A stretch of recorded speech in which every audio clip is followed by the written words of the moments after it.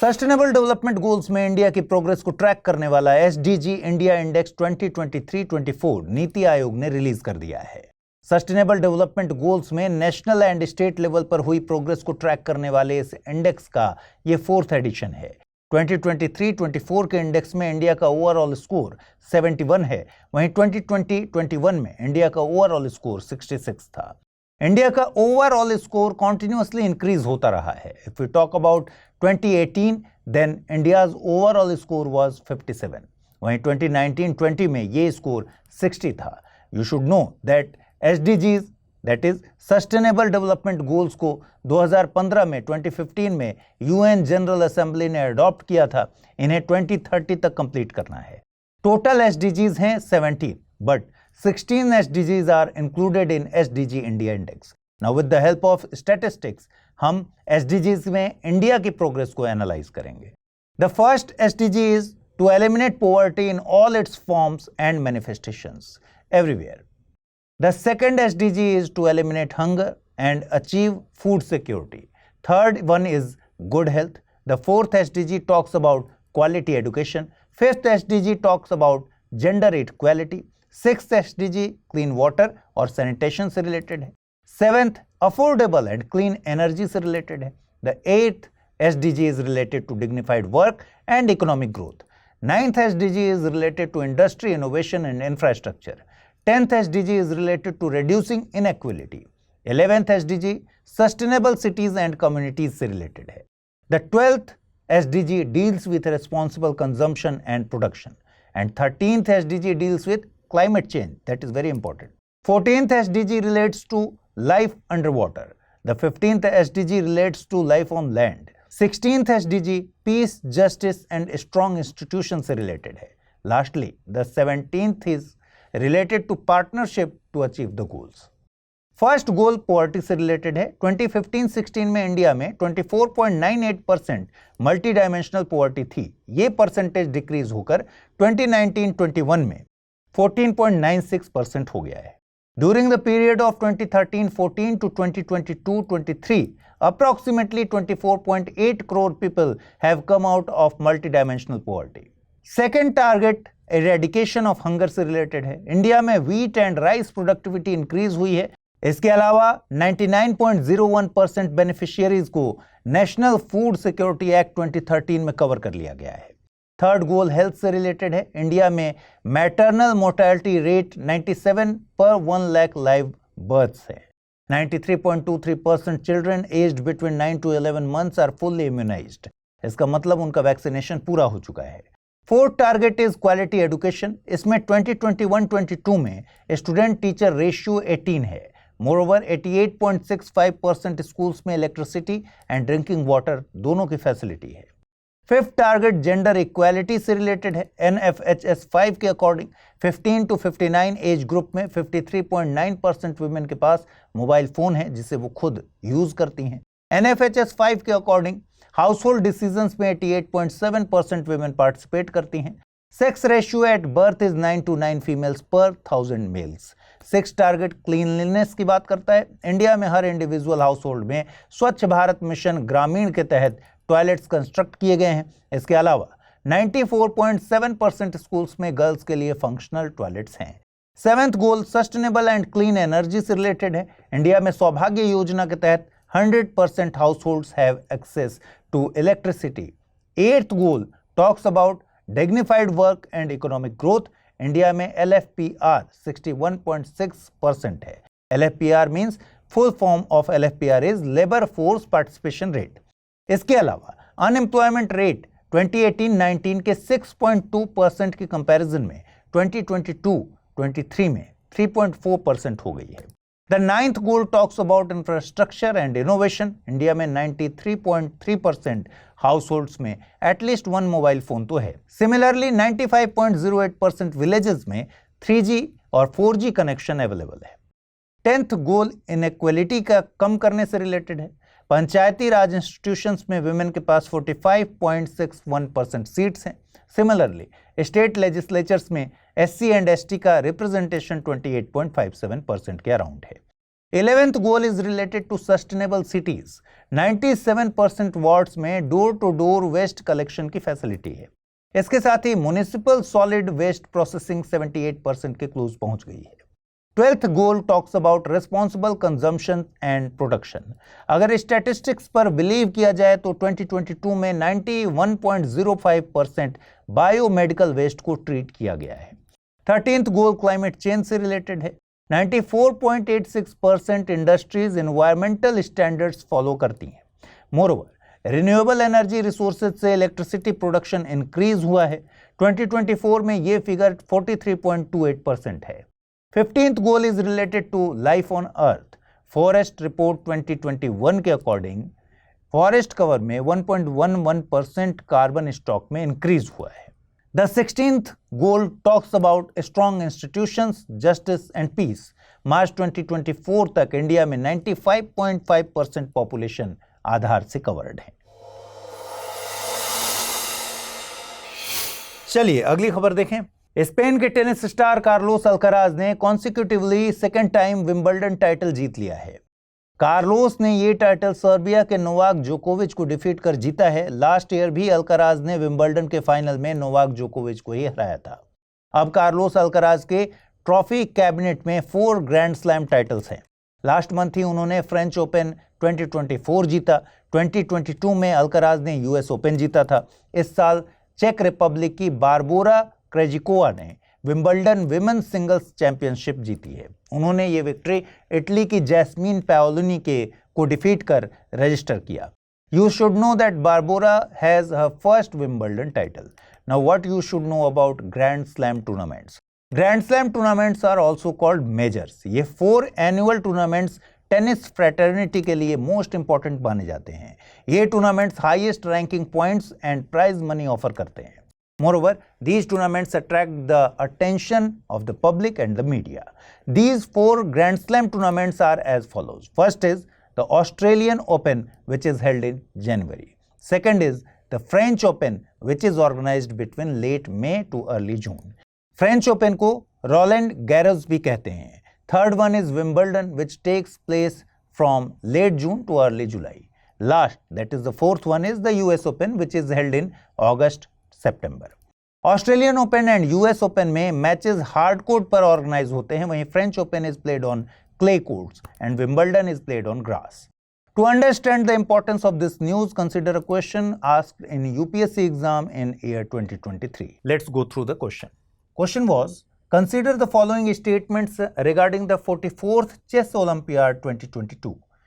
First statement was, for the first time the Chess Olympiad was held in India. The official mascot was named Thambi. The trophy for the winning team in the open section is Vera Menchik Cup. The trophy for the winning team in the women's category is Hamilton Russell Cup. How many statements given above are correct? NGT की eastern bench ने एक 4-member committee constitute की है। इस committee को बिहार के Kabartal wetland में encroachment के एलिगेशंस को इन्वेस्टिगेट करना है। Committee has to submit this report within 4 weeks. Kabartal wetland Bihar के बेगूसराय में सिचुएटेड है। इसे कई नामों से जाना जाता है, जैसे काबरताल, कंवरताल या कांवरताल या कांवर लेक। बिहार गवर्नमेंट ने इसे 1989 में बर्ड सैंक्चुअरी डिक्लेयर किया था। 2020 में इसे रामसर साइट का स्टेटस मिला था। ये एशिया का largest fresh water oxbow lake है। वेटलैंड ऐसे एरियाज को बोलते हैं जहां पर soil through out the year या साल के किसी समय में वाटर से कवर्ड होता है या वाटर इसकी सरफेस के पास प्रेजेंट होता है। If you talk about the importance of wetlands, then local residents के लिए wetlands become a source of livelihood. इसके जरिए फूड सिक्योरिटी भी इंश्योर की जाती है। ये डिजास्टर्स को प्रिवेंट करने में भी हेल्पफुल होते हैं। वेटलैंड्स फ्लड्स को भी रिड्यूस करते हैं, कोस्टल एरियाज को प्रोटेक्ट भी करते हैं। इसके अलावा ये पॉल्यूटेंट्स को एब्जॉर्ब कर वाटर की क्वालिटी भी इंप्रूव करते हैं। The convention on wetlands of international importance is known as Ramsar convention. Actually इस कन्वेंशन को ईरान की रामसर सिटी के नाम पर रखा गया है, जहां 1971 में ये ट्रीटी साइन हुई थी। इसके तहत जिन एरियाज को कंजर्वेशन के लिए सेलेक्ट किया जाता है उन्हें रामसर साइट्स कहा जाता है।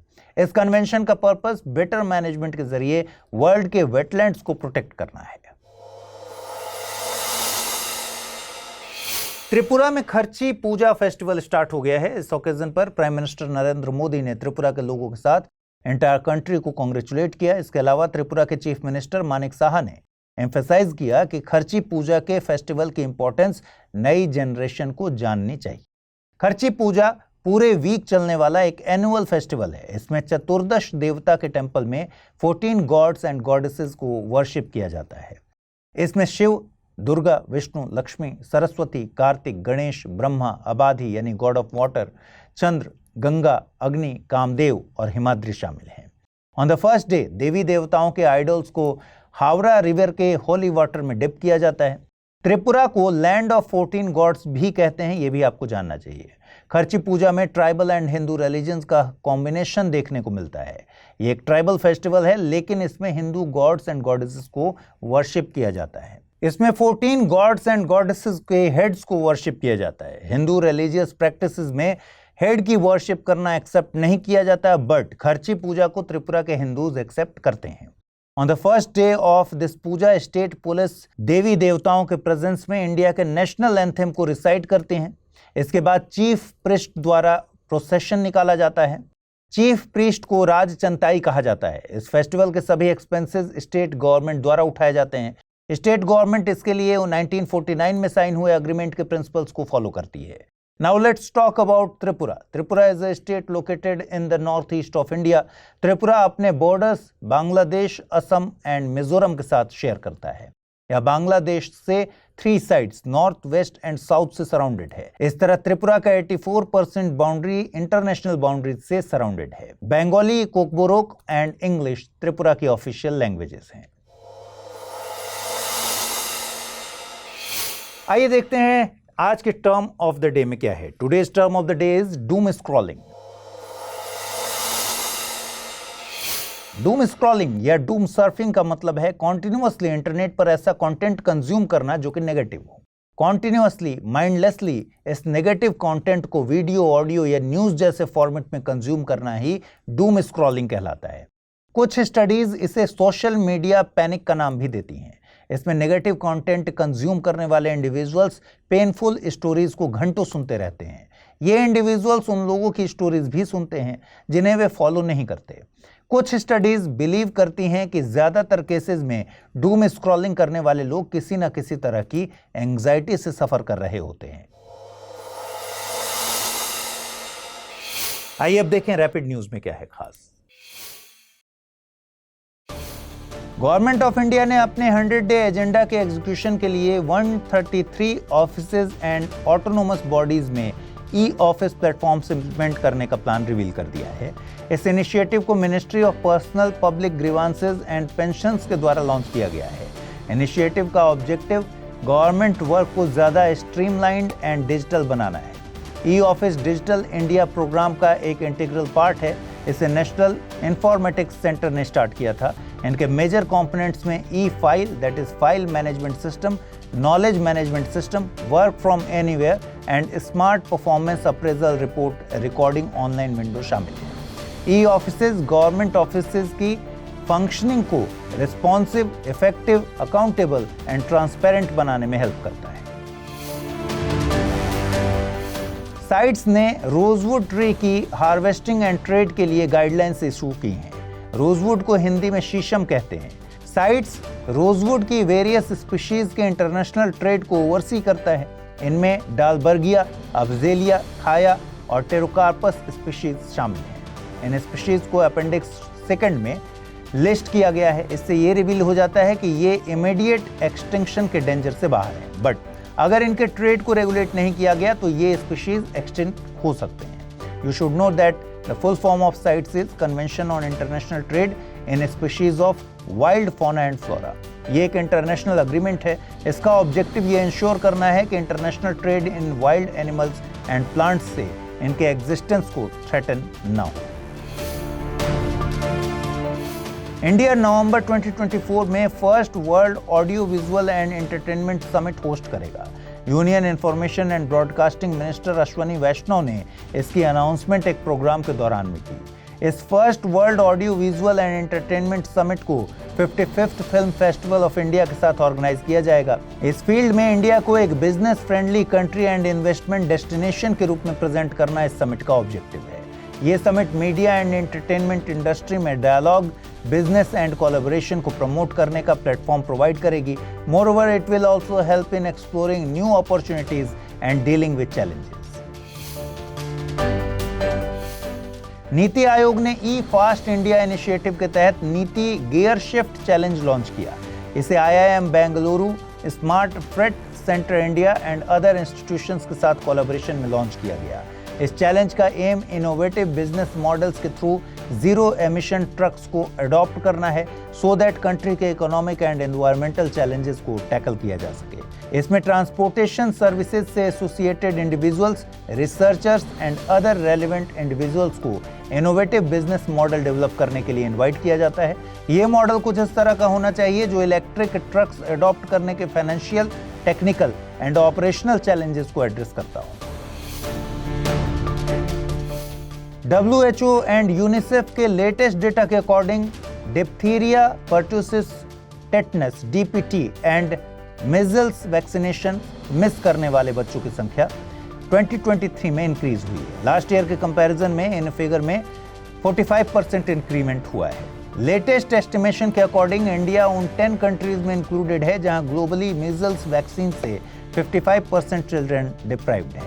इन 10 कंट्रीज में Nigeria, Ethiopia, democratic Republic of Congo, Pakistan, Sudan etcetera शामिल हैं। You should know that past 5 years में 103 कंट्रीज में मीजल्स आउटब्रेक हुआ है, जहां वर्ल्ड के ऑलमोस्ट 75% चिल्ड्रन रहते हैं। मीजल्स रेस्पिरेटरी सिस्टम को इन्फेक्ट करता है, फिर through the body spread हो जाता है। इसके सिम्टम्स में high fever, cough, rashes all over the body etcetera शामिल हैं। यंग चिल्ड्रन में ये pneumonia and swelling of the brain की वजह बनता है, जो काफी फैटल प्रूव होता है। अर्जेंटीना ने कोपा अमेरिका फुटबॉल कप जीत लिया है। अर्जेंटीना ने ये टाइटल 16 टाइम जीता। मियामी के हार्ड रॉक स्टेडियम में खेले गए फाइनल में अर्जेंटीना ने 1-0 से कोलंबिया को डिफीट किया। ये अर्जेंटीना की 3rd consecutive major tournament trophy थी। इस मामले में Argentina has equalled Spain. Now it is time for question based on the bulletin. First question is, Wimbledon women's singles winner Barbora Krejcikova belongs to which country? Spain, Serbia, Italy or Czech Republic? Second question is, which country has recently won the Copa America Football Cup title? Colombia, Argentina, USA or Spain? Let's jump on to the answers of the questions which were asked in previous bulletin. First question was, in which state the world's largest Ramayana temple is being built? Uttar Pradesh, Bihar, Tamil Nadu or Uttarakhand? Correct answer is option B, Bihar. Second question was, NABARD was formed on the recommendations of which of the following committees? Homi Sethna Committee, Shri B. Sivaraman Committee, Dinesh Goswami Committee or Kelkar Task Force, and the correct answer is option B, Shri B. Sivaraman Committee. UPSC का preparation कर रहे हैं आप, तो क्या study IQ IAS के prelims to interview batch यानी P2I batch के बारे में जानते हैं? देखिए, P2I बैच में मिलती हैं आपको 1000+ आवर्स की live classes, PT and mains test series and crash course, daily current affairs and CSET classes. हर स्टूडेंट के लिए personal mentor, daily answer writing, PT pass करने पर MRP प्रोग्राम, जिसमें मिलेगा free accommodation facility mains residential programme में। Join करना चाहते हैं तो अमृत लाइव कोड यूज कर 18 जुलाई से शुरू हो रहे बैच में लीजिए एडमिशन, और कोई कंफ्यूजन हो तो amrit@studiiq.com पर मेल कर दीजिए।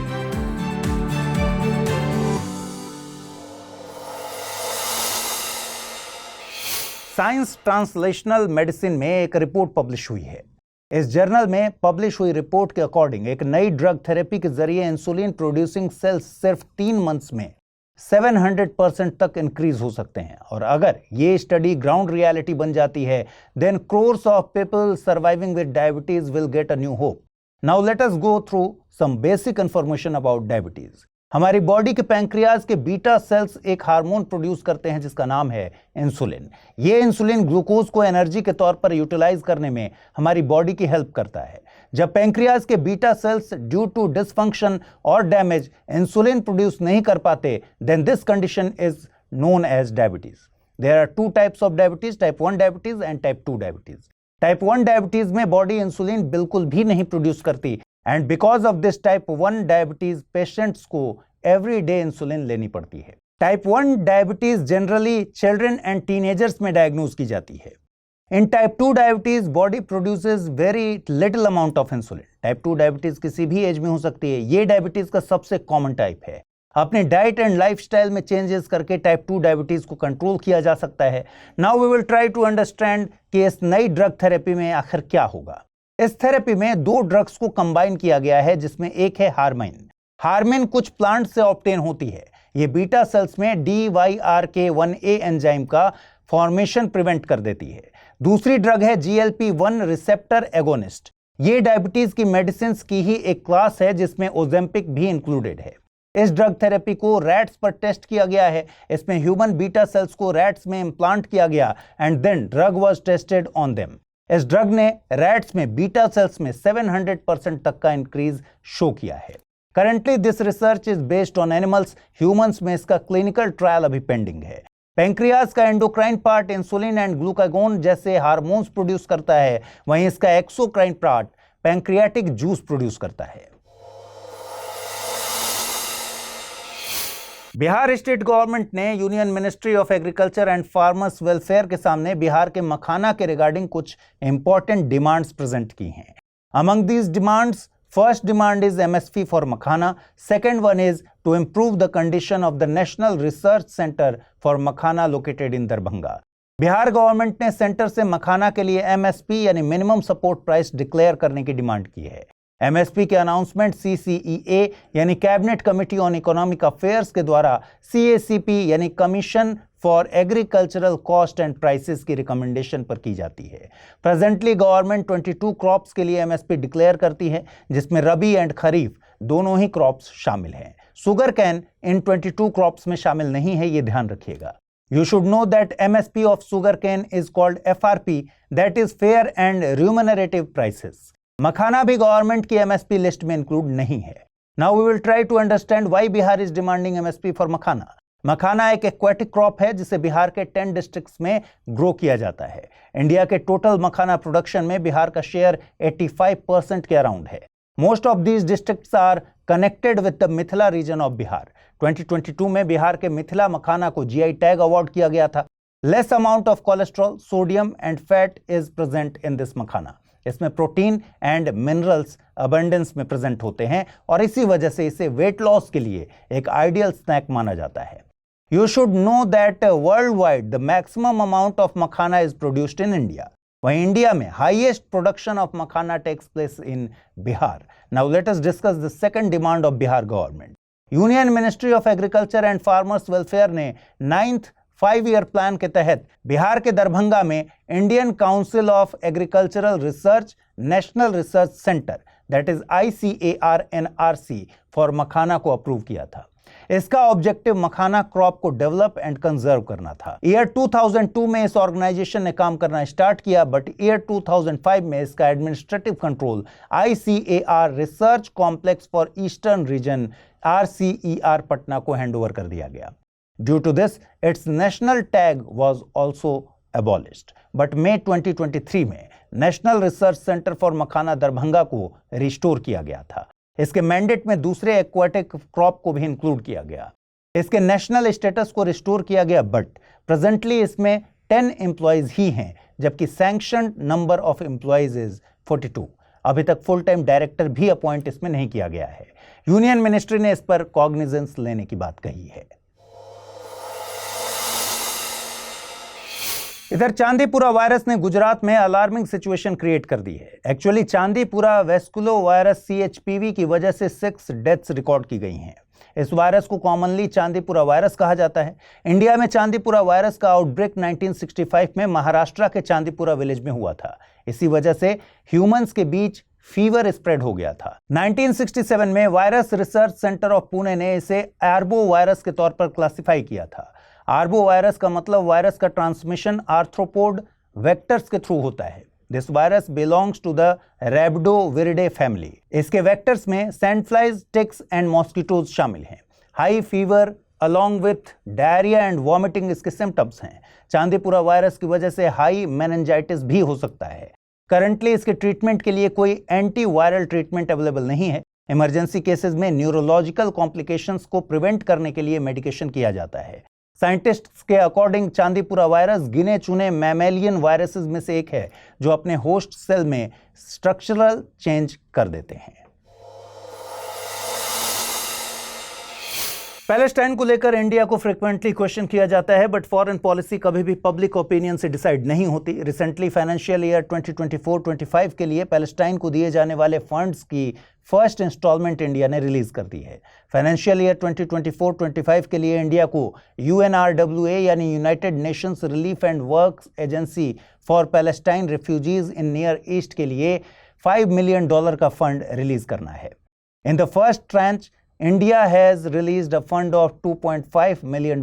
UNRWA 1950 से पैलेस्टाइन रिफ्यूजीज के वेलफेयर के लिए काम कर रहा है। इजराइल एंड हमास की ऑनगोइंग वॉर के बीच भी इसके एफर्ट्स जारी हैं। स्टैटिस्टिक्स के अकॉर्डिंग फाइनेंशियल ईयर 2024-25 तक इंडिया ने $35 मिलियन का फंड इस एजेंसी को पैलेस्टाइन रिफ्यूजीज के वेलफेयर के लिए रिलीज किया है। ये ऑर्गेनाइजेशन इन रिफ्यूजीज की health, education and social services जैसी एक्टिविटीज के लिए काम करती है। Now we will understand from where a UNRWA gets funding for these work. UN member countries voluntarily इसे फंड करते हैं। सिर्फ UN जनरल असेंबली के पास UNRWA के मैंडेट में चेंजेस करने की अथॉरिटी है। मोरओवर पैलेस्टाइन रिफ्यूजीज की डेफिनेशन में किसे इंक्लूड करना है किसे नहीं, ये भी डिसाइड करने का राइट UN जनरल असेंबली के पास है। UNRWA के पास UN एजेंसी का स्टेटस है। आइए देखते हैं आज का term of the day. Today's term of the day is Darul Shifa. Darul Shifa एक चैरिटेबल हॉस्पिटल था जो सल्तनत पीरियड में इंडिया में एस्टैब्लिश हुआ था। इसे तुगलक डायनेस्टी के फिरोज शाह तुगलक ने एस्टैब्लिश किया था। Even though it was a charitable hospital, उसमें स्किल्ड डॉक्टर्स को अपॉइंट किया गया था। मेडिवल पीरियड में फिरोज शाह तुगलक ने लोगों के वेलफेयर के लिए कई काम किए थे। With this keyword you have to just remember the name of the ruler जिसने लोगों को फ्री में हेल्थ सर्विसेज प्रोवाइड की। आइए देखें रैपिड न्यूज में क्या है खास। इंदौर ने एक दिन में 11 लाख सैपलिंग्स प्लांट करके वर्ल्ड रिकॉर्ड बना दिया है। इंदौर ने 24 आवर्स में 11 लाख से भी ज्यादा सैपलिंग्स प्लांट करके एक न्यू गिनीज वर्ल्ड रिकॉर्ड बनाया। ये वर्ल्ड एनवायरनमेंट डे पर प्राइम मिनिस्टर नरेंद्र मोदी द्वारा लॉन्च किए गए कैंपेन एक पेड़ मां के नाम का पार्ट है। इस कैंपेन का टारगेट नेशनल लेवल पर 140 करोड़ सैपलिंग्स प्लांट करना है। वहीं मध्य प्रदेश के लिए 5.5 करोड़ सैपलिंग्स प्लांट करने का टारगेट रखा गया है। Union home minister Amit Shah Madhya Pradesh में इस कैंपेन का पार्ट बने और उन्होंने मध्य प्रदेश को इंडिया का लंग्स बताया। The game-changing drug tirzepatide might get permission in India very soon. Expert committee of India's drug regulator has given green signal to this drug. Final approval मिलने के बाद इस ड्रग मैन्युफैक्चरर एली लिली को Indian market में इसे launch करने की permission मिल जाएगी। सेमाग्लूटाइड भी सिमिलर काम करती है। Semaglutide and tirzepatide both are polypeptides. इन दोनों ड्रग्स को मेनली डायबिटीज में यूज किया जाता है, बट वेट लॉस के केस में ये ड्रग्स गेम चेंजर्स की तरह वर्क कर रही हैं। ये drugs brain and digestive system के थ्रू वेट को कंट्रोल करती हैं। इस तरह की कुछ ड्रग्स को US food and drug administration ने अप्रूव भी किया है। Union home minister Amit Shah narco coordination centre की 7th मीटिंग को प्रिसाइड करेंगे। इस ओकेजन पर union home minister national narcotics helpline Manas को लॉन्च करेंगे। मानस का फुल फॉर्म है मादक पदार्थ निषेध आसूचना केंद्र। अमित शाह श्रीनगर में नारकोटिक्स कंट्रोल ब्यूरो के रीजनल ऑफिस को इनॉग्रेट भी करेंगे। इसके अलावा नारकोटिक्स कंट्रोल ब्यूरो की एनुअल रिपोर्ट 2023 भी रिलीज की जाएगी। इस मीटिंग में central and state government agencies के coordination and synergy of efforts पर फोकस किया जाएगा। 2047 तक ड्रग फ्री इंडिया के गोल को अचीव करने की स्ट्रेटजी को भी डिस्कस किया जाएगा। साउथ कोरिया फर्स्ट टाइम इस बायनियल ग्लोबल कॉन्फ्रेंस को होस्ट कर रहा है। कमिटी ऑन स्पेस रिसर्च की ये 45th साइंटिफिक असेंबली है, जिसे 60 कंट्रीज के approximately 3000 space scientists and industry officials ने अटेंड किया। इस कॉन्फ्रेंस को कोरिया एरोस्पेस एडमिनिस्ट्रेशन ने लीड किया। सेंट्रल गवर्नमेंट ने दिल्ली, पंजाब एंड वेस्ट बंगाल को फ्लैगशिप स्कूल एजुकेशन प्रोग्राम समग्र शिक्षा अभियान के तहत फंड्स प्रोवाइड करना बंद कर दिया है। इन तीनों स्टेट्स ने पीएम श्री यानी prime minister's school for rising India scheme में पार्टिसिपेट करने से रिफ्यूज कर दिया है। And because of this reason union government ने इन स्टेट्स के समग्र शिक्षा अभियान फंड को रिलीज करना बंद कर दिया है। यू शुड नो दैट 2022 में टीचर्स डे के मौके पर प्राइम मिनिस्टर नरेंद्र मोदी ने पीएम श्री नाम के एक नए इनिशिएटिव को लॉन्च किया था। इसके तहत फर्स्ट फेज में 14,500 स्कूल्स को अपग्रेड किया गया था। इस स्कीम की ड्यूरेशन 2022-23 से 2026-27 है। ये एक सेंट्रली स्पॉन्सर्ड स्कीम है। Now it's time for question based on the bulletin. First question is, consider the following statements. Bihar is the largest makhana producing state in India. Makhana is famous for high fat and sodium. Which of the above statements is correct? Only one, only two, both one and two, neither one nor two. Second question is, recently which city of India has registered its name in the Guinness World Record by planting more than 11 lakh saplings in 24 hours? Indore, Surat, Nagpur or Ahmedabad? Let's jump on to the answers of the questions which were asked in previous bulletin. First question was, Wimbledon women's singles winner Barbora Krejcikova belongs to which country? Spain, Serbia, Italy or Czech Republic? And the correct answer is option D, Czech Republic. Second question was, which country has recently won the Copa America Football Cup title? Colombia, Argentina, USA or Spain? And the correct answer is option B, Argentina. UPSC का preparation कर रहे हैं आप, तो क्या study IQ IAS के prelims to interview batch यानी P2I batch के बारे में जानते हैं? देखिए, P2I बैच में मिलती हैं आपको 1000+ आवर्स की live classes, PT and mains test series and crash course, daily current affairs and CSET classes, हर स्टूडेंट के लिए personal mentor, daily answer writing, PT pass करने पर MRP प्रोग्राम, जिसमें मिलेगा free accommodation facility mains residential programme में। Join करना चाहते हैं तो अमृत लाइव कोड यूज कर 18 जुलाई से शुरू हो रहे बैच में लीजिए एडमिशन, और कोई कंफ्यूजन हो तो amrit@studiiq.com पर मेल कर दीजिए।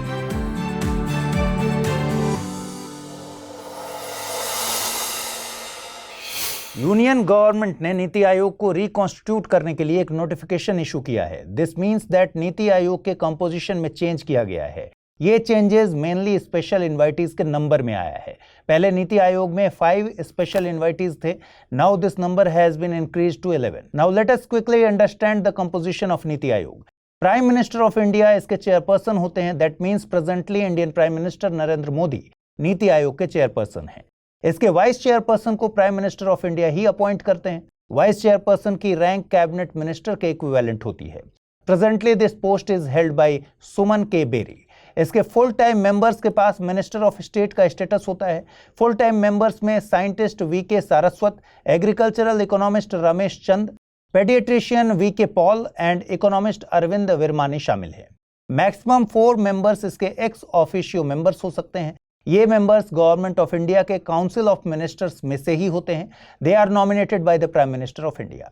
इसमें defence minister Rajnath Singh, home minister Amit Shah, agriculture minister Shivraj Singh Chouhan and finance minister Nirmala Sitharaman शामिल हैं। मेन चेंज स्पेशल इनवाइटीज के नंबर में किया गया है। These members are experts in their fields and इन मेंबर्स को भी प्राइम मिनिस्टर ही नॉमिनेट करते हैं। Most of these members are ministers in the union government. NITI Aayog में CEO that is chief executive officer की भी पोस्ट है। इनका अपॉइंटमेंट भी प्राइम मिनिस्टर के द्वारा किया जाता है। ये post secretary in the government of India के इक्विवेलेंट होती है। करंटली BVR सुब्रमण्यम नीति आयोग के CEO हैं। यू शुड नो कि जनवरी 2015 में 65 ईयर्स पुरानी प्लानिंग कमीशन की जगह नीति आयोग को फॉर्म किया गया था। इसका पर्पस नेशनल लेवल पर डेवलपमेंट के लिए एक इंस्टीट्यूशन फॉर्म करना था। NITI Aayog government of India का मेन पॉलिसी थिंक टैंक है जो directional and policy inputs provide करता है। NITI Aayog government of India की long term policies and programmes को डिजाइन करने के अलावा सेंटर एंड स्टेट्स को टेक्निकल एडवाइस भी प्रोवाइड करता है। It is noteworthy that just like the Planning Commission, NITI Aayog को भी सेंट्रल गवर्नमेंट ने एक एग्जीक्यूटिव रिजोल्यूशन के थ्रू फॉर्म किया था। Due to this reason NITI Aayog न ही कॉन्स्टिट्यूशनल है और न ही स्टैट्यूटरी है। कॉन्स्टिट्यूशनल इंस्टीट्यूशन उन इंस्टीट्यूशंस को बोलते हैं which are formed through the constitution. For example finance commission को कॉन्स्टिट्यूशन के आर्टिकल 280 में मेंशन किया गया है। वहीं स्टैट्यूटरी इंस्टीट्यूशन उन इंस्टीट्यूशंस को बोलते हैं which are formed through an act of the parliament. National human rights commission इसका एक एग्जाम्पल है। यूनियन मिनिस्टर जितेंद्र सिंह ने एशिया की first health research related pre clinical network facility को इनॉग्रेट किया। ये फैसिलिटी फरीदाबाद के translational health science and technology institute में सेटअप की गई है। इसे सेपी यानी collision of epidemic preparedness innovations के तहत सेटअप किया गया है। सेपी के तहत सेटअप हुई ये वर्ल्ड की ऐसी 9th लैब है, वहीं एशिया की ऐसी पहली लैब है। Now we will try to understand what is the meaning of preclinical network facility. Whenever a medicine is approved, सबसे पहले ये चेक किया जाता है कि जब ह्यूमंस को ये मेडिसिन दी जाएगी तो इसका क्या इंपैक्ट होगा, क्या इफेक्ट होगा। कुछ मेडिसिन जिस डिजीज के लिए उन्हें दिया जाता है उसे तो क्योर कर देती हैं, लेकिन साइड इफेक्ट्स के तौर पर मेडिसिन लेने वाले इंडिविजुअल को हार्म भी कर सकती हैं। प्री क्लिनिकल नेटवर्क फैसिलिटीज में मेडिसिन की हार्म कॉज करने की एबिलिटी को ही टेस्ट किया जाता है। प्री क्लिनिकल रिसर्च भी दो तरीके से की जाती है, in vitro and in vivo. In vitro एक लैटिन वर्ड है जिसका मतलब है इन ग्लास। इसमें मेडिकल स्टडी या एक्सपेरिमेंट लैब के अंदर प्लेस्ड टेस्ट ट्यूब या लैब डिश में किया जाता है। वहीं दूसरी तरफ होता है इन विवो। ये भी एक लैटिन वर्ड है जिसका मतलब है in living. Now we will understand the difference between these two. In vitro में बॉडी के किसी टिश्यू या सेल पर रिसर्च की जाती है, वहीं इन विवो में research is done on the entire body. इसका मतलब ये नहीं कि इन विवो में ये रिसर्च ह्यूमन बॉडी पर की जाएगी। यूजुअली रैट जैसे किसी एनिमल की बॉडी पर रिसर्च की जाती है।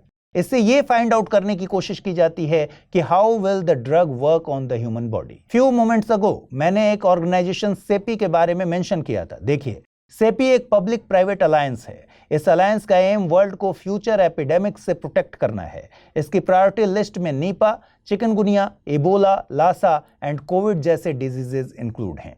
सेपी को 2017 में वर्ल्ड इकोनॉमिक फोरम की दावोस मीटिंग के दौरान लॉन्च किया गया था। इसका हेडक्वार्टर नॉर्वे के ओस्लो में है। सुप्रीम कोर्ट ने एक डिसीजन दिया है। इस डिसीजन के अकॉर्डिंग स्टेट्स के पास आर्टिकल 341 के तहत नोटिफाई की गई लिस्ट में चेंजेस करने का कोई राइट नहीं है। कोर्ट ने बिहार गवर्नमेंट द्वारा 2015 में तांती तांतवा कम्युनिटी को शेड्यूल कास्ट के तौर पर कैटेगराइज करने की वजह से यह डिसीजन दिया गया। सुप्रीम कोर्ट ने यह क्लैरिफाई किया है कि स्टेट गवर्नमेंट के पास आर्टिकल 341 में चेंजेस करने का कोई राइट नहीं है। According to the court, doing this is unforgivable. Bihar government ने तांती तांतवा कम्युनिटी को EBC that is extremely backward classes से SC that is scheduled caste की कैटेगरी में इंक्लूड किया था। कोर्ट ने इस कम्युनिटी को फिर से ओरिजिनल कैटेगरी में इंक्लूड करने का ऑर्डर दिया है। Now we will try to understand the provisions of article 341। Article 341 में दो मेन क्लॉज हैं।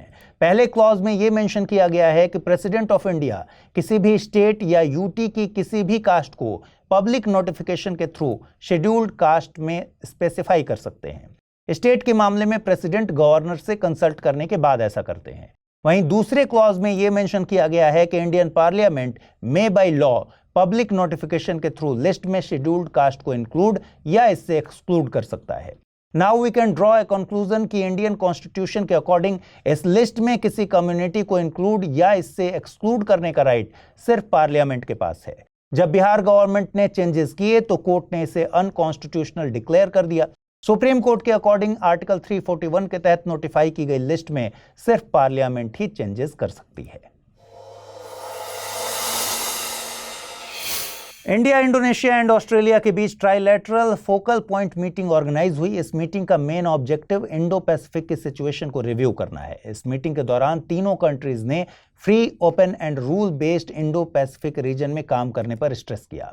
इसके अलावा तीनों स्टेक होल्डर्स ने IPOI यानी Indo Pacific ocean initiative and IORA यानी इंडियन ओशियन रिम एसोसिएशंस के फ्रेमवर्क के तहत कोऑपरेशन एक्सप्लोर करने पर भी डिस्कस किया।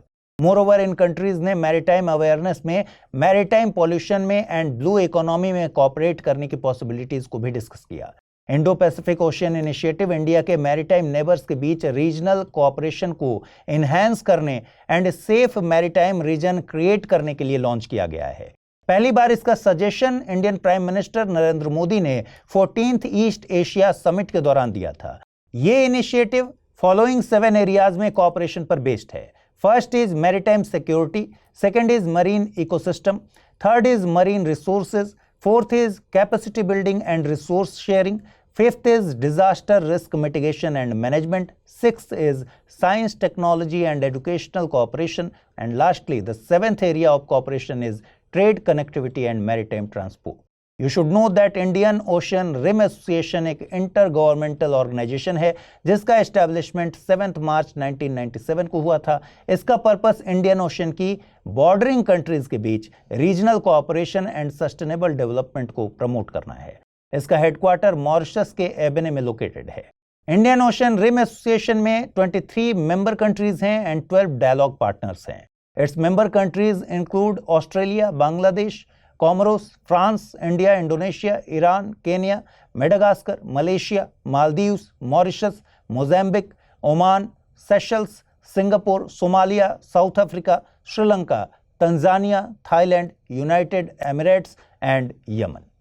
इसके डायलॉग पार्टनर्स में China, Egypt, Saudi Arabia, Germany, Italy, Japan, South Korea, Russia, तुर्की, United Kingdom and the United States शामिल हैं। ये एसोसिएशन 6 एरियाज ऑफ डेवलपमेंट पर फोकस करती है। इन एरियाज में मैरीटाइम सिक्योरिटी से लेकर टूरिज्म एंड कल्चरल एक्सचेंज को प्रमोट करना शामिल है। इस एसोसिएशन की supreme body council of foreign ministers है विच मीट्स एवरी ईयर। सभी इंपॉर्टेंट डिसीजंस यहीं लिए जाते हैं। 2023 to 2025 के टर्म के लिए श्रीलंका इस काउंसिल का प्रेसिडेंट है। आइए देखते हैं आज का टर्म ऑफ द डे क्या है। Today's term of the day is हुंडी। इंडिया में लेटर ऑफ क्रेडिट की प्रैक्टिस एंशिएंट टाइम से ही चली आ रही है और इन्हें ही हुंडी कहा जाता है।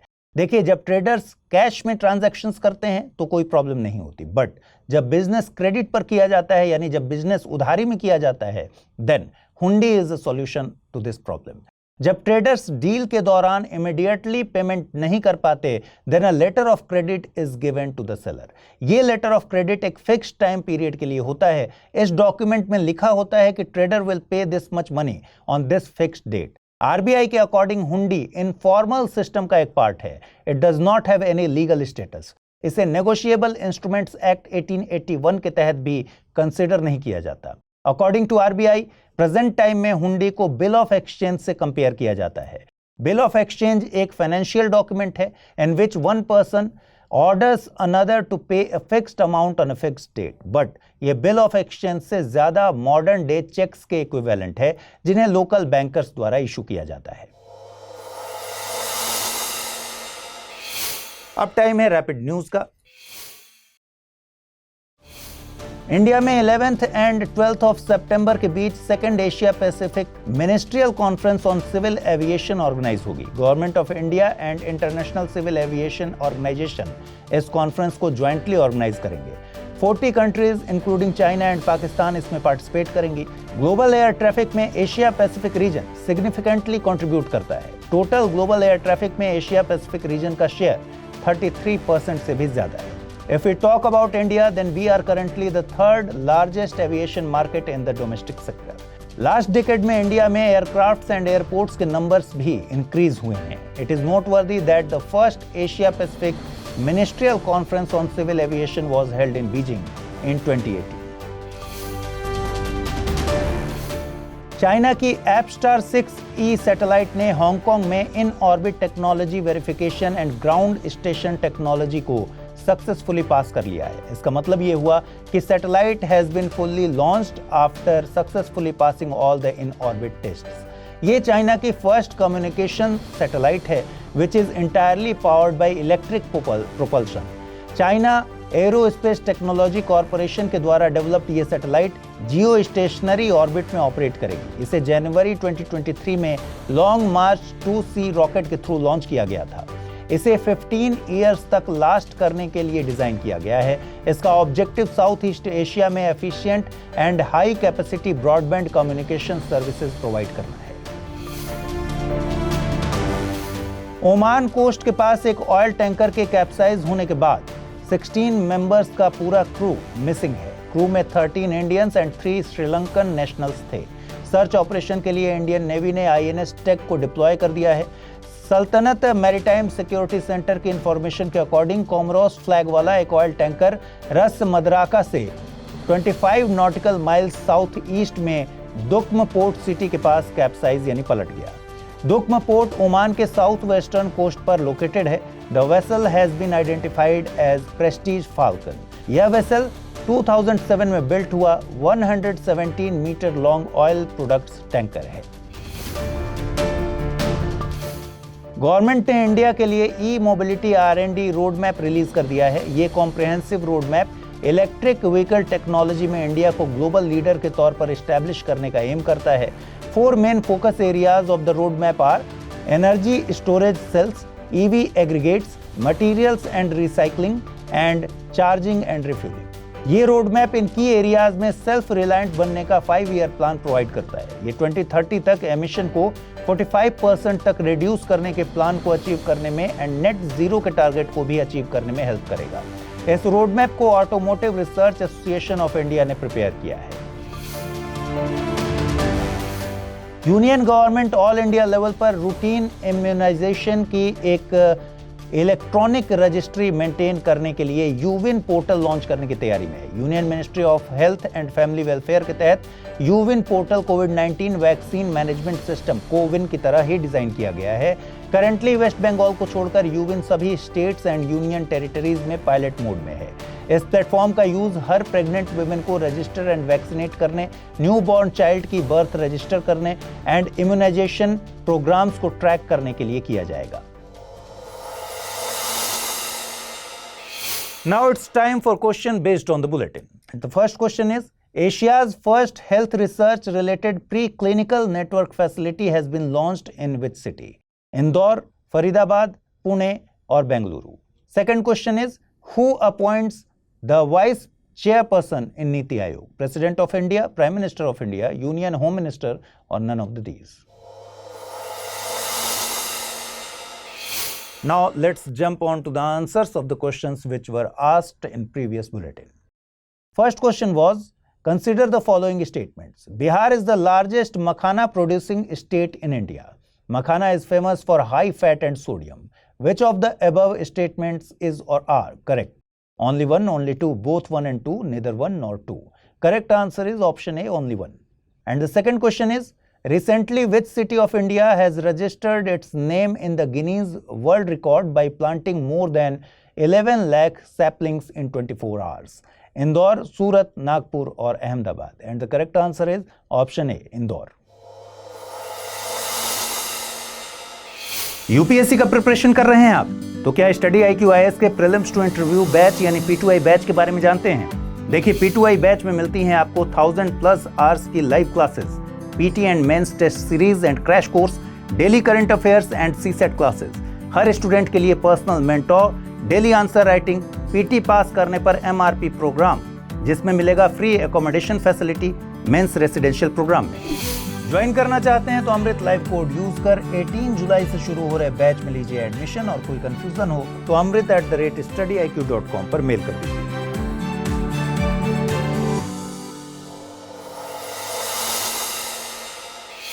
External affairs minister S Jaishankar recently Mauritius की विजिट पर थे। इसी दौरान उन्होंने इंडिया के फर्स्ट ओवरसीज जन औषधि केंद्र का इनॉग्रेशन मॉरिशस में किया। इस ओकेजन पर उन्होंने इंडिया की हेल्प से बिल्ड हुई एक मॉडर्न मेडिकल फैसिलिटी भी लॉन्च की। Now let us quickly go through some basic information about Jan Aushadhi Kendra. देखिए, ministry of chemicals and fertilisers के तहत एक डिपार्टमेंट ऑफ फार्मास्यूटिकल्स वर्क करता है। इसी के तहत गवर्नमेंट ऑफ इंडिया ने नवंबर 2008 में प्रधानमंत्री भारतीय जन औषधि परियोजना लॉन्च की थी। इस स्कीम के तहत जो आउटलेट्स ओपन किए गए उन्हें जन औषधि केंद्र कहा जाता है। इन सेंटर्स पर जेनेरिक मेडिसिन अफोर्डेबल प्राइस पर प्रोवाइड की जाती हैं।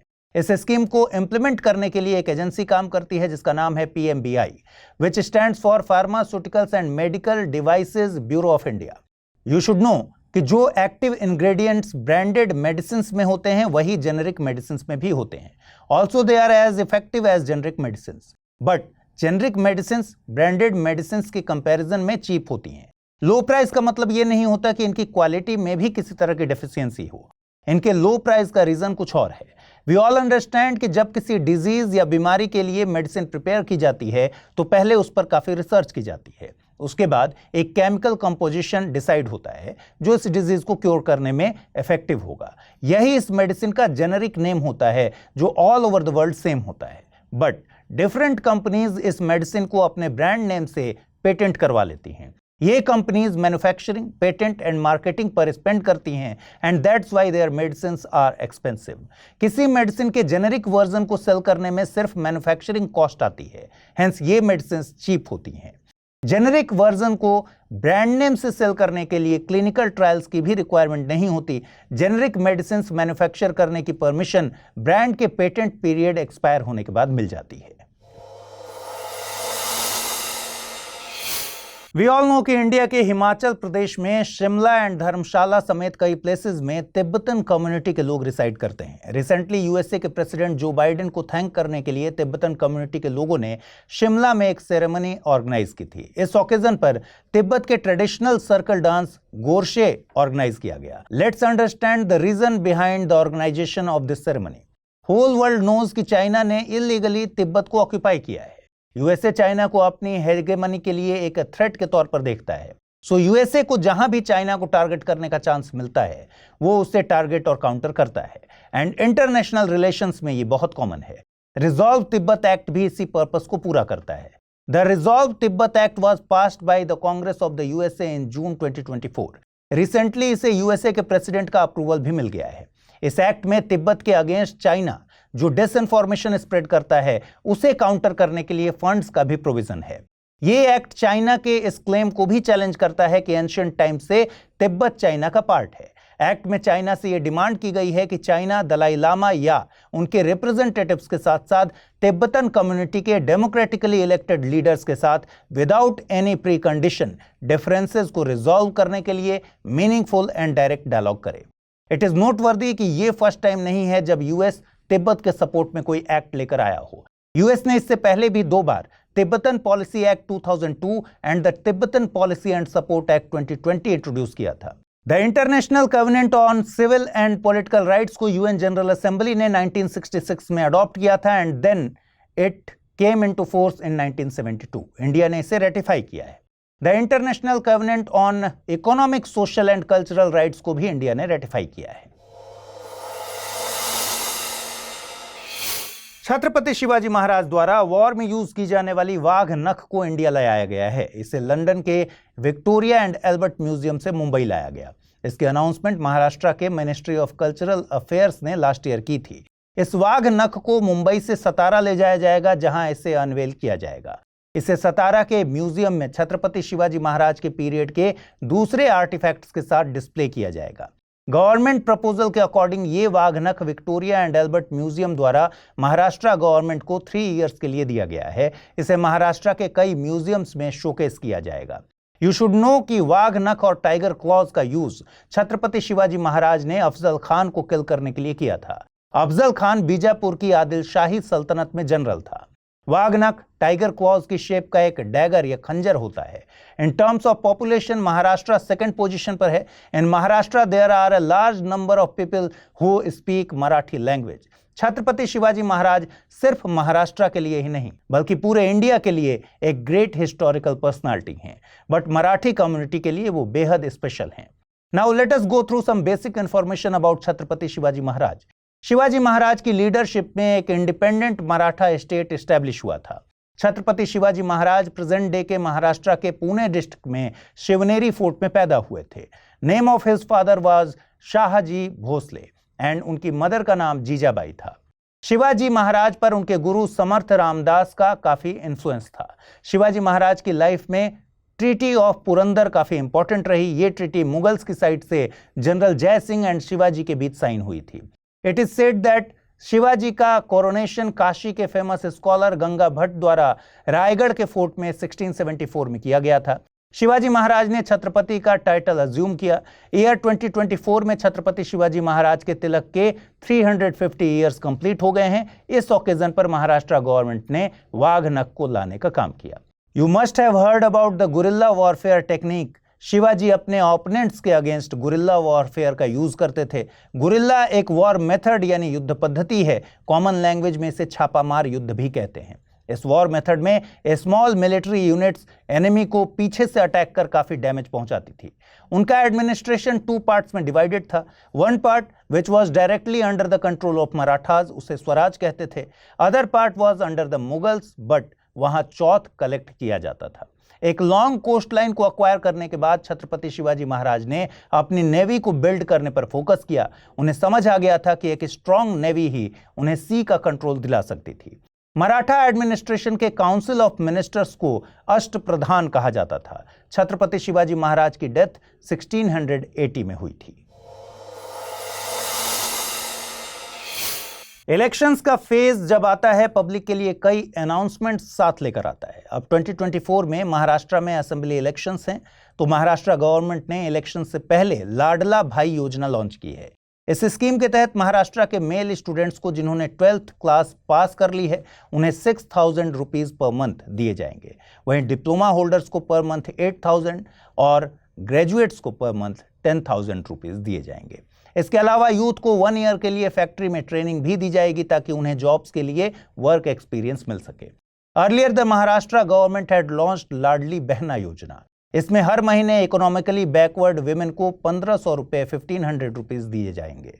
यू शुड नो कि 2023 से मध्य प्रदेश गवर्नमेंट द्वारा मुख्यमंत्री लाडली बहना योजना चलाई जा रही है। इसका पर्पस इकोनॉमिकली वीकर विमेन को सेल्फ रिलायंट बनाना है। मध्य प्रदेश में married women, window, divorced women etcetera को इस स्कीम में इंक्लूड किया गया है। आइए देखते हैं आज का टर्म ऑफ द डे क्या है। Today's term of the day is eco anxiety. Eco anxiety का कनेक्शन क्लाइमेट चेंज एंड उससे रिलेटेड इश्यूज से होने वाली एंग्जाइटी से है। This anxiety is not limited to this only. इसमें लोगों को यह भी फील होता है कि ह्यूमंस क्लाइमेट चेंज की प्रॉब्लम को समझना नहीं चाहते और उस पर वर्क करने के लिए भी अग्री नहीं करते। इसमें यह फीलिंग भी इंक्लूड होती है that humans are cause of climate change but we are not doing enough to prevent it. For example, मैं वाटर की शॉर्टेज को लेकर काफी कंसर्न्ड हूं। फ्यूचर में ह्यूमंस बिना वाटर के कैसे सर्वाइव करेंगे? This is my eco anxiety. What is your eco anxiety? Comment section में जरूर बताएं। आइए देखते हैं आज का रैपिड न्यूज। यूनाइटेड नेशंस के लेटेस्ट एस्टिमेशन के अकॉर्डिंग 2023 में the number of zero dose children in India is 1.6 million, जो 2022 के फिगर से ज्यादा है। 2023 में नाइजीरिया के बाद वैक्सीन न लगवाने वाले चिल्ड्रन का यह सेकंड हाईएस्ट फिगर है। यहाँ जीरो डोज चिल्ड्रन का मतलब वो चिल्ड्रन हैं जिन्हें डीटीपी यानी diphtheria, pertussis and tetanus vaccine का फर्स्ट डोज नहीं मिल पाया है। Estimated number of infants who survived and estimated number of children जिन्हें फर्स्ट डोज मिल गई, इनका डिफरेंस निकालकर जीरो डोज चिल्ड्रन का कैलकुलेशन किया जाता है। इंडिया के external affairs minister S Jaishankar ने मॉरिशस में मेडिक्लिनिक प्रोजेक्ट इनॉग्रेट किया। इसे इंडियन ग्रांट की असिस्टेंस से बनाया गया है। इसी दौरान external affairs minister S Jaishankar को भोजपुरी गीत गवई से वेलकम किया गया। भोजपुरी गीत गवई एक प्री वेडिंग सेरेमनी है। इसमें rituals, prayers, songs, music and dance शामिल होते हैं। इसे यूजुअली मॉरिशस में इंडियन ऑरिजिन की भोजपुरी लैंग्वेज को रिप्रेजेंट करने वाली कम्युनिटीज द्वारा परफॉर्म किया जाता है। ये community identity and collective cultural memory का एक एक्सप्रेशन है। Knowledge about this practice and जो स्किल्स इससे एसोसिएटेड हैं उन्हें इनफॉर्मल एंड फॉर्मल बेसिस पर ओल्ड जनरेशन से न्यू जनरेशन तक ट्रांसमिट किया जाता है। इसे 2016 में यूनेस्को की intangible cultural heritage of humanity की रिप्रेजेंटेटिव लिस्ट में इंक्लूड किया गया था। इंडियन लैंग्वेजेस में 22,000 बुक्स प्रिपेयर करने के लिए प्रोजेक्ट अस्मिता लॉन्च किया गया। Here Asmita refers to augmenting study materials in Indian languages through translation and academic writing. ये प्रोजेक्ट इंडियन लैंग्वेजेस को प्रमोट करने के लिए गवर्नमेंट द्वारा स्टार्ट किए गए कई इनिशिएटिव्स में से एक है। इस प्रोजेक्ट का aim within 5 years 22 languages में 22,000 बुक्स प्रिपेयर करना है। To simplify it, 1000 books will be prepared in each language. इस इनिशिएटिव को Central Institute of Indian Languages ने इंडियन लैंग्वेजेस कमेटी के कोलैबोरेशन में डेवलप किया है। इसके अलावा इस प्रोजेक्ट को लीड करने के लिए 13 नोडल यूनिवर्सिटीज को भी आइडेंटिफाई किया गया है। हर साल 18 जुलाई को दुनिया भर में नेल्सन मंडेला इंटरनेशनल डे के रूप में सेलिब्रेट किया जाता है। पीस, फ्रीडम एंड इक्वालिटी के लिए उनके लाइफ लॉन्ग स्ट्रगल को ऑनर करने के लिए इसे सेलिब्रेट किया जाता है। इंडिविजुअल्स एंड कम्युनिटीज से इस दिन दूसरों को सर्व करने के लिए 67 मिनट्स डेडिकेट करने की रिक्वेस्ट की जाती है। इस साल की थीम है fighting poverty and inequality is still in our hands. Peace and freedom को प्रमोट करने में नेल्सन मंडेला के इंपॉर्टेंट कंट्रीब्यूशन को रिकॉग्नाइज करने के लिए इस डे को 2009 में यूनाइटेड नेशंस ने डिक्लेयर किया था। नेल्सन मंडेला साउथ अफ्रीका के फर्स्ट ब्लैक प्रेसिडेंट थे। वो अपार्थेड को अपोज करते थे। डेमोक्रेसी, इक्वालिटी एंड एजुकेशन को लेकर उनकी कमिटमेंट इस डे को सिग्निफिकेंट बनाती है। गवर्नमेंट ऑफ इंडिया प्रधानमंत्री ग्रामीण सड़क योजना का 4th फेज लॉन्च करने का प्लान कर रही है।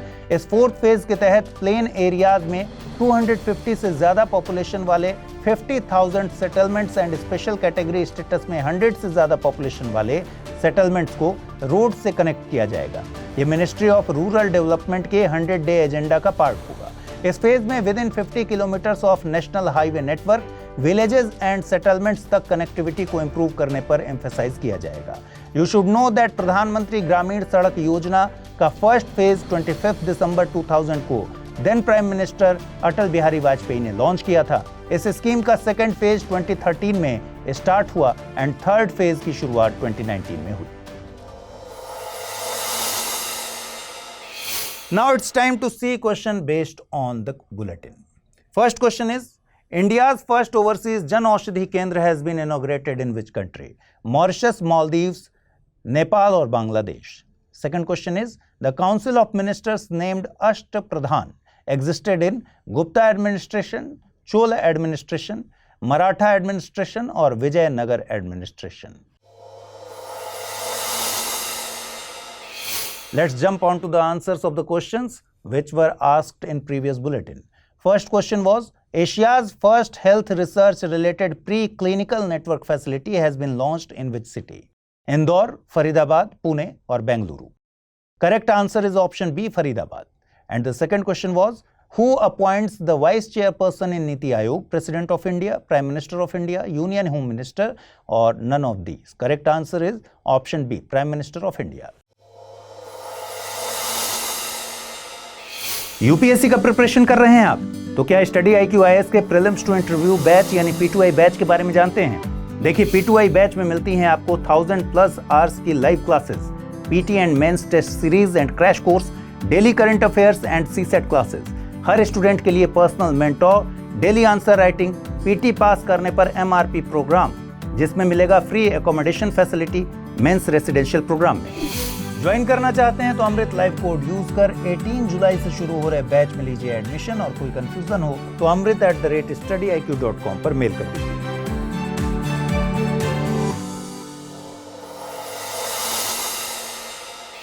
अगर आप सोशल मीडिया यूज करते हैं तो आपने कल एक न्यूज जरूर सुनी होगी। Microsoft, crowd strike and Windows जैसे टर्म्स पर कल सोशल मीडिया में काफी डिस्कशंस हो रहे थे। Actually Microsoft server came to a standstill yesterday. इसकी वजह से एयरलाइंस एंड बैंकिंग समेत सभी सर्विसेज पर डायरेक्ट इंपैक्ट पड़ा। अकॉर्डिंग टू माइक्रोसॉफ्ट, कुछ कॉन्फ़िगरेशन रिलेटेड चेंजेस की वजह से अराउंड द वर्ल्ड माइक्रोसॉफ्ट 365 के यूजर्स कई एप्लीकेशंस एंड सर्विसेज को यूज नहीं कर पाए। अब माइक्रोसॉफ्ट ने मोस्ट ऑफ द सर्विसेज को रिस्टोर कर लिया है। हाउएवर न्यूज लिखे जाने तक 100% रेस्टोरेशन पर कंटिन्यूअसली काम हो रहा है। वहीं कुछ रिपोर्ट्स ने यह क्लेम किया है कि एक cyber security firm cloud strike ने एक एंटीवायरस अपडेट किया और इसके चलते माइक्रोसॉफ्ट विंडोज यूज करने वाले लैपटॉप्स एंड डेस्कटॉप्स पर ब्लू स्क्रीन ऑफ डेथ लिखकर आने लगा। ब्लू स्क्रीन ऑफ डेथ एक स्क्रीन एरर है। ये विंडोज ऑपरेटिंग सिस्टम वाले कंप्यूटर्स पर तब अपीयर होता है जब सिस्टम कोई ऐसी प्रॉब्लम फेस करता है जिसे वे खुद फिक्स नहीं कर सकता। इसमें स्क्रीन ब्लू हो जाती है and it shows an error message. इसका मतलब the computer has stopped working to prevent an error. आप इमेजिन कीजिए कि आप अपना कंप्यूटर यूज कर रहे हैं and suddenly the screen turns blue and the message pop up होने लगता है। दिस मीन्स कि आपके कंप्यूटर ने एक मेजर प्रॉब्लम को डिटेक्ट किया है एंड खुद को प्रोटेक्ट करने के लिए the system has stopped working.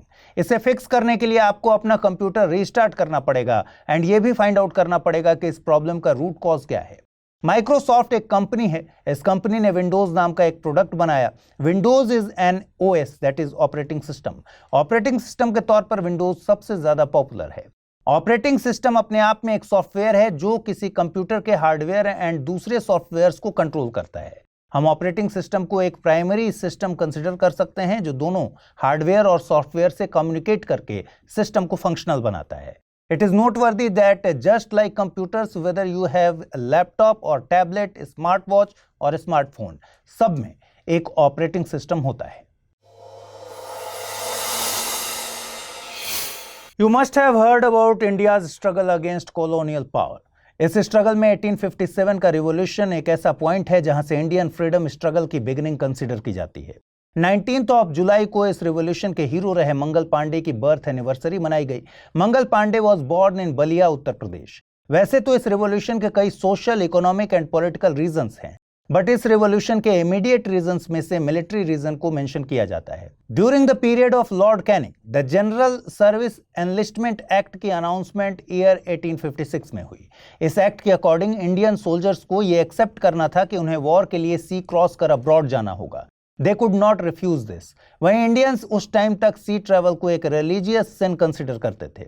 एक तरफ इस एक्ट को अपोज किया जा रहा था, वहीं दूसरी तरफ ईस्ट इंडिया कंपनी ने एनफील्ड नाम की एक राइफल आर्मी में लॉन्च की। In these rifles cartridge had to be fired after using their mouth. कहा जाता है कि इन कार्ट्रिज को काउ एंड पिग फैट से कोट किया गया था and because of this both Hindus and Muslims got infuriated. इन कार्ट्रिज के अगेंस्ट में प्रोटेस्ट का फर्स्ट इंसिडेंट हुआ था बैरकपुर कैंटोनमेंट में। बैरकपुर इंडिया के वेस्ट बंगाल में लोकेटेड एक कैंटोनमेंट टाउन है। यहां पर मंगल पांडे के नाम पर एक पार्क भी बिल्ड किया गया है। मार्च 1857 में मंगल पांडे ने कार्ट्रिज को यूज करने से रिफ्यूज किया और अपने ऑफिसर्स की हत्या कर दी। इट इज सेड कि जब ब्रिटिशर्स ने उन्हें कैप्चर करने की कोशिश की, then he shot himself, but वो सिर्फ इंजर्ड हुए और ब्रिटिशर्स ने उन्हें अरेस्ट कर लिया। On 8 April he was sentenced to death under court martial। 1857 के रेवोल्यूशन की बिगिनिंग 10 मई 1857 को मेरठ में हुए सोल्जर रिवोल्ट से मानी जाती है।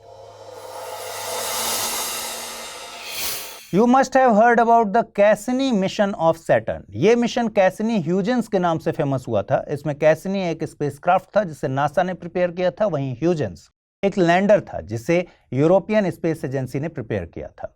इस मिशन को सैटर्न एंड उसके मून्स को एक्सप्लोर करने के लिए लॉन्च किया गया था। This mission was ended in 2017, but जो डेटा इसने 13 इयर्स तक कलेक्ट किया था उसे साइंटिस्ट अब तक एनालाइज कर रहे हैं। कैसिनी मिशन के रडार ऑब्जर्वेशन ने सैटर्न के मून टाइटन के बारे में कुछ इंपॉर्टेंट इंफॉर्मेशंस प्रेजेंट की हैं। टाइटन हमारे सोलर सिस्टम का सेकंड लार्जेस्ट मून है। सोलर सिस्टम का लार्जेस्ट मून जुपिटर का गैनीमेड है। अर्थ के अलावा scientists are also looking at the conditions of life on Titan. Cassini की पिक्चर्स दिखाती हैं कि टाइटन के अराउंड ऑरेंज स्मॉग है। Apart from earth, this is the second place जहां सरफेस पर लिक्विड सीज प्रेजेंट हैं, बट ये सीज वाटर से नहीं बने, rather they are filled with elements like nitrogen, methane and ethane. Solar system में सिर्फ टाइटन एंड अर्थ हैं जहां क्लाउड से रेन होती है। अर्थ पर ये water rivers, lakes and seas में फ्लो करता है, then this water evaporates back into the sky. इस तरह हाइड्रोलॉजिकल प्रोसेस फिर से स्टार्ट हो जाता है। डिफरेंस सिर्फ इतना है कि अर्थ पर बादलों से पानी गिरता है, but on Titan methane rains from the cloud.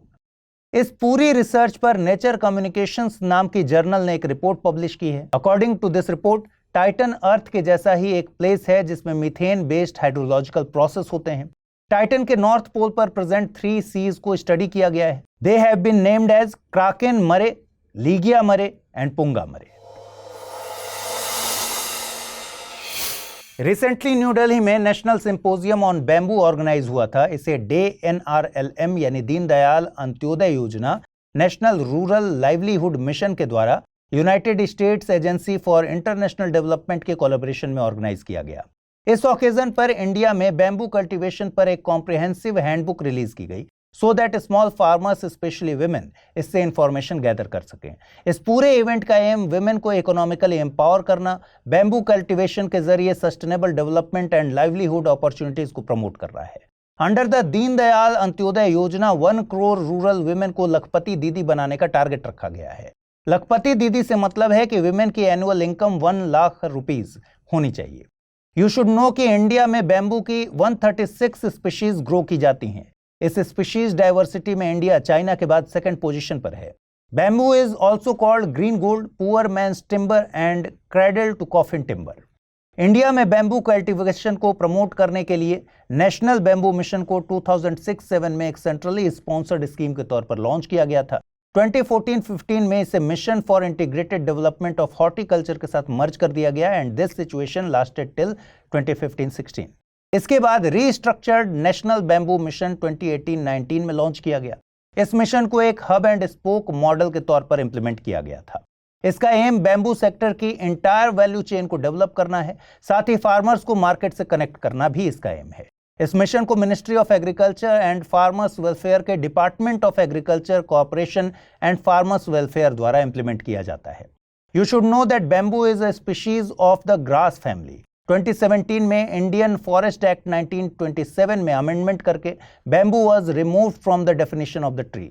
अब फॉरेस्ट एरिया के बाहर ग्रो करने वाले बैम्बू को कट करने के लिए परमिशन की रिक्वायरमेंट नहीं होती। अब टाइम है टर्म ऑफ द डे का and today's term of the day is pani. During ancient times business and commerce में इन्वॉल्व्ड इंडिविजुअल्स को पणी कहा जाता था। वर्ड पणी को ऋग्वेदा में कई बार मेंशन किया गया है। आज जो लोग बिजनेस करते हैं उन्हें आप पणी से कंपेयर कर सकते हैं। Many people believe that Pani is derived from Pan, that is exchange. Means Pani एक ऐसा इंडिविजुअल है जो बिना कुछ एक्सेप्ट किए, बिना कुछ लिए, कुछ भी रिटर्न में नहीं देता। स्टार्टअप हाइलेनर ने क्लीन एनर्जी जनरेट करने के लिए कोल्ड फ्यूजन टेक्नोलॉजी को डेमोन्स्ट्रेट किया। कंपनी क्लेम कर रही है कि यह क्लीन एनर्जी जनरेट करने वाली वर्ल्ड की फर्स्ट कोल्ड फ्यूजन टेक्नोलॉजी है। हाइलेनर ने अपना low energy nuclear reactor demonstrate किया जो फ्यूजन के थ्रू एडिशनल हीट जनरेट करने के लिए स्मॉल अमाउंट में हाइड्रोजन एंड इलेक्ट्रिसिटी का इस्तेमाल करता है। इस प्रोसेस को कॉमनली कोल्ड फ्यूजन भी कहा जाता है। ये टेक्नोलॉजी न्यूक्लियर वेस्ट का ना तो यूज करती है और ना ही उसे एमिट करती है। मोरओवर ये टेक्नोलॉजी कोई रेडियो एक्टिव मटेरियल भी यूज नहीं करती। इसका यूज स्पेस मिशन से लेकर डोमेस्टिक एंड इंडस्ट्रियल हीटिंग तक किया जाता है। Union minister of youth affairs and sports doctor Mansukh Mandaviya ने कीर्ति इनिशिएटिव के सेकंड फेज को इनॉग्रेट किया। कीर्ति stands for Khelo India rising talent identification. Kirti initiative Khelo India का ही पार्ट है। ये एक स्काउटिंग एंड ट्रेनिंग प्रोग्राम है which is responsible for creating sports culture and a pool of talent. Notified talent assessment centres के through ये talent identify करता है। Across India कीर्ति initiative को 50 सेंटर्स में लॉन्च किया गया था। इसका फर्स्ट फेज 12 मार्च 2024 को चंडीगढ़ से स्टार्ट हुआ। केरला गवर्नमेंट ने एलिफेंट पॉपुलेशन एस्टिमेशन इन केरला 2024 टाइटल वाली रिपोर्ट रिलीज की है। ये केरला में एलिफेंट पॉपुलेशन का एक एनुअल सर्वे है। इसका aim across the state borders human elephant conflict के इंक्रीज होने की प्रॉब्लम को एड्रेस करना है। इस सर्वे के अकॉर्डिंग 2024 में केरला में एलिफेंट पॉपुलेशन का एस्टिमेशन 1793 के अराउंड है। इसमें लास्ट ईयर के कंपैरिजन में 7% का डिक्लाइन हुआ है। एलिफेंट की पॉपुलेशन डिक्लाइन होने के पीछे एलिफेंट एंडोथीलियोट्रोपिक हर्पीज वायरस को ब्लेम किया जा रहा है। यह वायरस पर्टिकुलरली 10 इयर्स या उससे कम एज वाले एलिफेंट्स को इफेक्ट करता है। इसकी वजह से एलिफेंट्स में इंटेंस ब्लीडिंग होती है। वहीं कुछ सीवियर केसेस में with in 24 hours of infection elephants की डेथ हो जाती है। इंडियन एस्ट्रोफिजिसिस्ट प्रहलाद चंद्र अग्रवाल को कॉस्पर हैरी मैसे प्राइज 2024 दिया गया है। उन्हें यह award 45th committee on space research के दौरान दिया गया। लॉरिएट यानी रेसिपिएंट ऑफ द अवार्ड को मेडल के साथ साथ एक माइनर प्लेनेट का नोमेनक्लेचर उन्हीं के नाम पर रखकर ऑनर किया जाता है। यह अवार्ड स्पेस रिसर्च के डेवलपमेंट में आउटस्टैंडिंग कंट्रीब्यूशन के लिए रिकॉग्निशन देता है। Prahlad Chandra Agrawal is one of the most senior space scientists of India. वे AstroSat space telescope and lunar mission सहित मेजर इंडियन स्पेस प्रोग्राम्स में एसोसिएटेड रहे हैं। साउथ कोरिया इस ग्लोबल कॉन्फ्रेंस को होस्ट कर रहा है। वर्ल्ड एटलस ने वर्ल्ड की 10 लार्जेस्ट कोल माइंस की लिस्ट रिलीज की है। According to this list world की 5 लार्जेस्ट कोल माइंस में से 2 माइंस इंडिया में लोकेटेड हैं। छत्तीसगढ़ में located south eastern coalfields limited की गेवरा की रैंक 2nd है, वहीं कुसमुंडा कोल माइंस की रैंक 4th है। छत्तीसगढ़ में लोकेटेड ये दोनों mines annually 100 million tons of coal से ज्यादा प्रोड्यूस करती हैं। This is about 10% of India's total coal production. इन माइंस में वर्ल्ड की most advanced mining machines use की जाती हैं। एनवायरमेंट फ्रेंडली ऑपरेशंस के लिए these machines extract and cut coal without blasting. Now it's time to see questions based on the bulletin. First question is, Gewra and Kusmunda mines are famous for which mineral? Coal, iron, manganese or copper? Second question is, Cassini-Huygens mission is famous for which planet? Mercury, Saturn, Jupiter or Mars? Let's jump on to the answers of the questions which were asked in previous bulletin. First question was, India's first overseas Jan Aushadhi Kendra was inaugurated in which country?